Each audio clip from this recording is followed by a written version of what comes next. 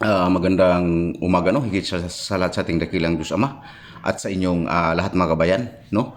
So mga kabayan, no, ang lilinawin ko lang po, no, kasi mayroon po akong nababasa, no. So nagbasa ako ng comment, no, na may sinasabi siya doon na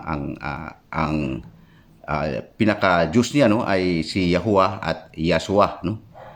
Yun ang sinasabi niya, no. Ito po ay lilinawin ko po lang sa inyo na ang nilatag ko po dyan na nasa aking YouTube ay kuhaan sa aking YouTube, naka pinaka-profile niya, no, ay ano po yan, no, ay yan po ang tunay na pangalan nating dakilang Diyos Ama. Upang manawaan niyo, no, na ang YSWH siya po yung Yahshua Mashiach, hindi po siya Yahuwah, mga kababayan. Pumunawaan niyo kasi po ang simula po na tuklasan ito, dito natin mapatunayan, no, kung malalaman mo talaga ang tunay ng pangalan nating dakilang Diyos Ama, no? Pag ipagkaloob ito sa iyo, no?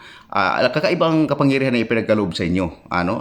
Yun po ang katotohanan, no? Kung kasi yun po yun po ang masasabi ko sa inyo mga kabayan, dahil experience ko po ito. Alam po ito ng mga subscriber ko dati sa YouTube na sinasabihan ko pa sila na tulungan lang ako magtuklas, no, sa ating pangalan sa ating dakilang Diyos Ama. Ngunit hindi ito kayang tuklasin kung hindi sa panahon na ibibigay ito. Ayun po ang katotohanan, no. Ang Yahuwah po ay hindi po siya tunay na pangalan ng YSWS o ngalan ng Diyos, no, kahulugan ng YSWS. Yun po ang katotohanan po, manawan nyo, dahil po dito po natin malalaman pag nakilala mo po ang YSWS o siya yung Yahshua Mashiach. Alam niyo po mga kabayan, ito po alam ng Ama ito eh. Siya ang Ama nagbigay nito. Patong-patong po ang kapangyarihan ibibigay sa inyo. Ayun po ang katotohanan, pumunawaan nyo.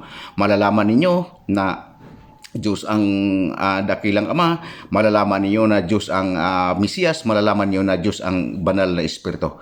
Ayun po ang katotohanan, at malalaman niyo na hindi dapat ipanalangin ang mga ano-ano man, no, mga anghel at saka sila Maria, no. Dito po ninyo malalaman ang katotohanan, no, kung sa inyo po ang dakilang Diyos Ama, kung tama po, no, ang sinasabi niyong Yahuwah.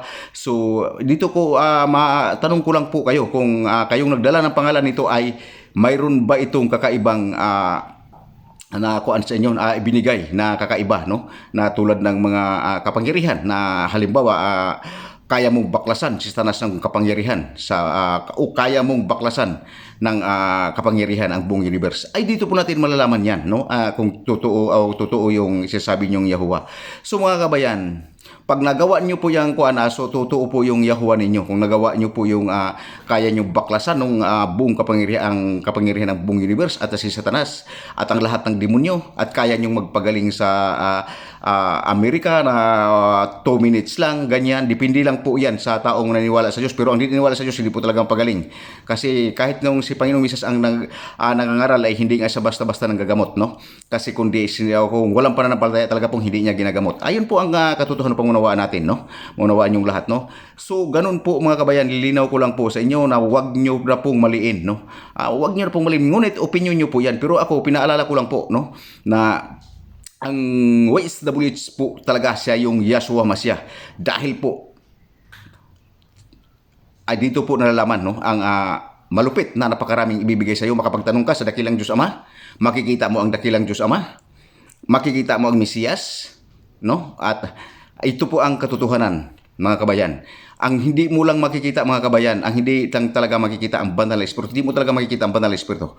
Ngunit ito po ay nasa iyo, maramdaman mo sa iyong puso ito, no? Mainit ito, no? Ayun po, napakainit ito sa katawan ng banal na Espiritu. Pagmanawaan nyo, no? Kasi pag dito yung papasok yung pagbabatian ng banal na halik. Dito po yun, umiinit yung buong katawan mo pag bumati kang nagmula sa puso. Nandyan po yung banal na Espiritu.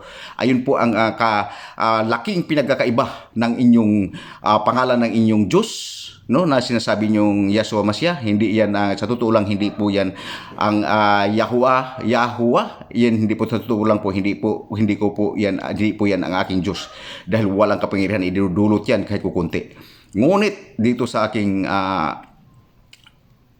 sa ating Diyos, hindi lang sa akin, kung hindi mo to Diyos dahil ikaw si Yahuwah ang imong Diyos, hindi mo to Diyos, kasi may Diyos kang sarili. Pero yung Diyos ko, marami kami, no? Ayun po ang katotohanan. Sa Diyos ko, marami po kami. Dahil ito po ay nahayag po, no, ang katotohanan.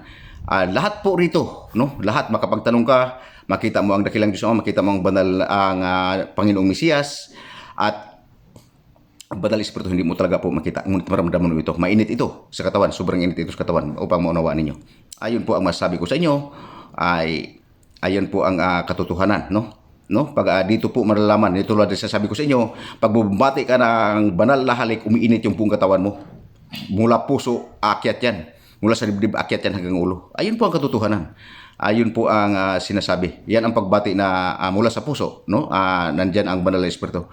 So mga kabayan, ito lilinawin ko po sa inyo na ang YHWH siya po yung Yahshua HaMashiach, no? Ay upang maunawaan niyo po. Dahil po ang kanyang anak po ay ang Mesiyas. Dahil yan ang sinasabi ng Ama. Ang kanyang anak po yun ang Mesiyas, no? Ayun po ang masabi ko sa inyo. So hanggang dito lang mga kabayan, no? Sana'y maunawaan niyo po, no? Magandang umaga. Higit sa ating dakilang Diyos sa inyong lahat mga kabayan.